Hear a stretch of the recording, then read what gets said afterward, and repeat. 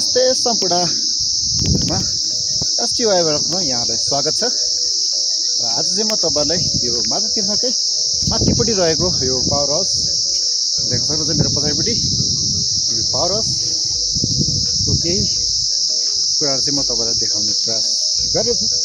र देख्न सक्नुहुन्छ यो पावर हाउस हो। यहाँको पावर हाउस यस्तो छ यहाँ चाहिँ। तर यो सुचारू चाहिँ भएको छैन है गाइज, यो चाहिँ चलेको चाहिँ छैन। तर अहिले चाहिँ यतिकै जोडिएको छ, कम्पाउन्डहरु पुरै राम्रोसँग घेरिएको पनि छैन। यस्तो छ यहाँको पावर हाउस। यहाँ के लेखिएको छ भने यहाँनिर लेखिएको छ खतरा 22,000 भोल्ट्स को बत्ती आपूर्ति हुने ठाउँ रहेछ यो चाहिँ। र यता देख्न सक्नुहुन्छ यो चाहिँ यहाँको चौरीहरु छ यहाँ चाहिँ। अनि यता माथि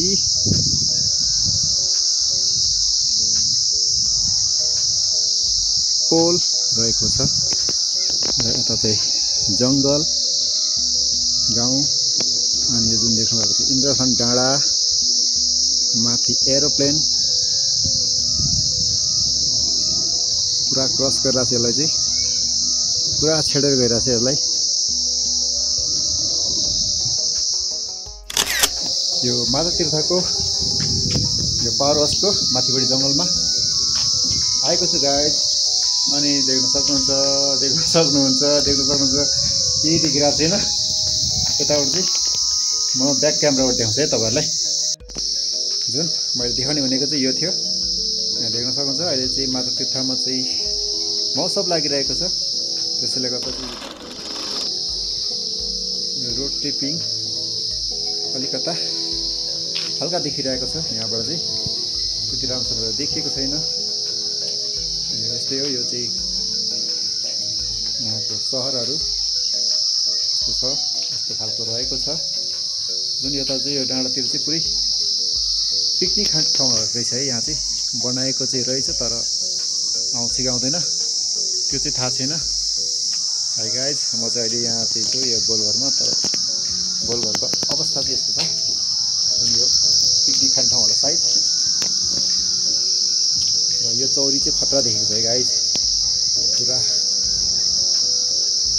पुरा दामी खतरा देखाएको छ कि दामी एकदम। उहाँ चाहिँ दिदीहरू चाहिँ सिस्नो टिप्नु जानुभएको छ, सिस्नो खोज्नुलाई सायद सिस्नो टिप्नु होला हैन गाइज। र यता चाहिँ मेन चाहिँ माता तीर्थ हो। गुम्बा छ क्या अरे माता तीर्थको उतापट्टि गुम्बा। तर म यता त्यति चाहिँ आएको छैन गाइज हैन। आज चाहिँ फर्स्ट टाइम आएर चाहिँ भिडियो बनाएको छु यहाँ चाहिँ यो ठाउँमा चाहिँ। त्यसैले गर्दा चाहिँ बस्नु चाहिँ म थाङकोट हो। तर माता तीर्थ चाहिँ फर्स्ट टाइममा चाहिँ यति आएर चाहिँ भिडियो बनाएको यहाँ चाहिँ मैले सोचेको थिएन यो माता तीर्थमा यस्तो राम्रो ठाउँ छ भनेर। तर जस सोचेको भन्दा पनि खतरा रहेछ ठाउँ। हरियो पहाडको छेउ त्यो माथि पनि। अनि यहाँ हेर्नुहोस् न यस्तो जङ्गल माथि पनि तपाईँको पुरा मान्छेहरू बस्ने ठाउँ बनाएको छ। र म जान्छु अलिकति माथि त्यतातिर के छ यस्तो छ है बाटो चाहिँ। अनि यताबाट चाहिँ पछाडिपट्टि यस्तो छ जुन हामी राम्रोसँग देख्न सक्छौँ। किनभने यो चाहिँ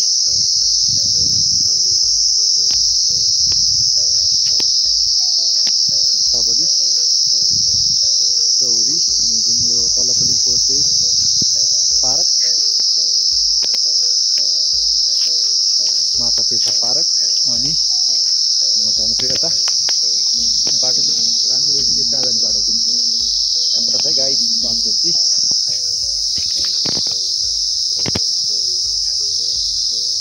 पुरा बर्खीतिर गरेर रहेछ यहाँ चाहिँ कानै खान थाले बर्खीतिर।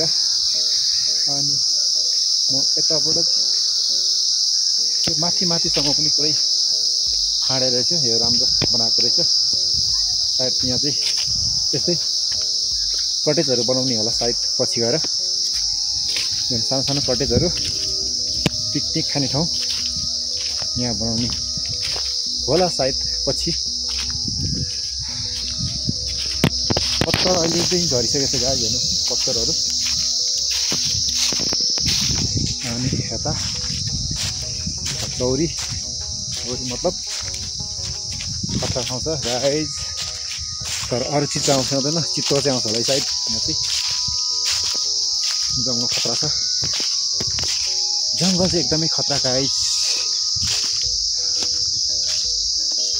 बाटो पनि यतातिर चाहिँ घाँस काट्ने, घाँस दाउरा काट्ने बाटो जस्तो देखिरहेको छ, सानो सानो गोरेटो बाटो यस्तो।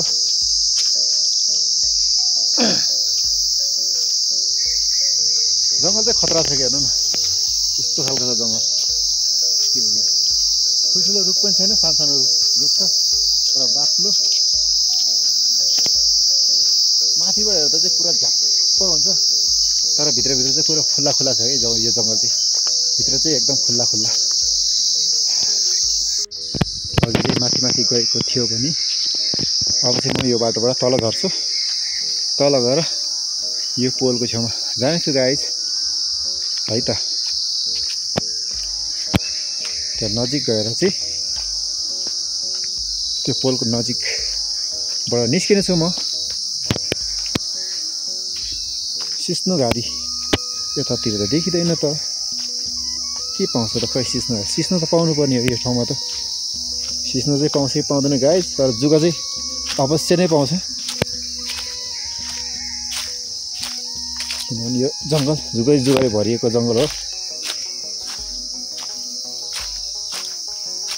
म कताबाट जाने बाटै देखिरहेको छैन मैले त।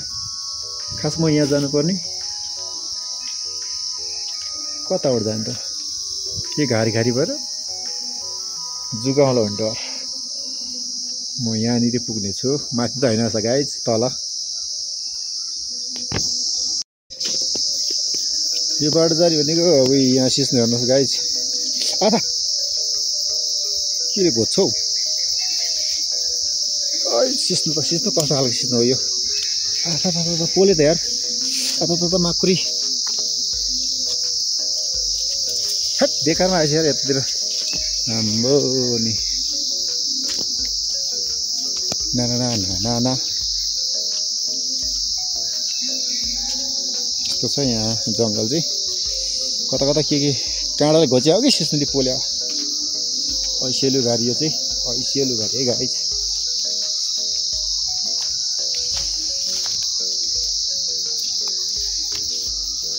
छ्या कस्तो फोहोर ठाउँ रहेछ यार यो त।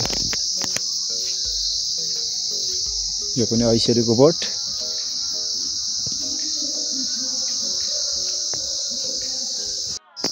ल गाइज म चाहिँ आइसकेँ है यहाँ चाहिँ ठ्याक्कै यो पोलको छेउमा। र म एकछिन यहाँनिर बस्ने छु गाइज। यहाँ देख्न सक्नुहुन्छ यताबाट आएको छ यो, सायद यो चाहिँ नागढुङ्गा भएर आएको लाइन हुनुपर्छ यो चाहिँ। योभन्दा 4-5 वर्ष अगाडि चाहिँ यो पोलहरू चाहिँ तानिएको थियो, सायद त्यही बत्ती हुनुपर्छ, यो त्यही लाइन हुनुपर्छ यो चाहिँ। अहिले यहाँ मात्य ठाउँमा चाहिँ यसको पावर हाउस चाहिँ अन्तिम चाहिँ। र यहाँबाट चाहिँ अब कता कता लान्छ, कहाँ जान्छ भन्ने कुरा चाहिँ अब त्यो पछिको कुरा हो गाइज। हेर्नु सक्नुहुन्छ यो चाहिँ यहाँको यस्तो खालको छ।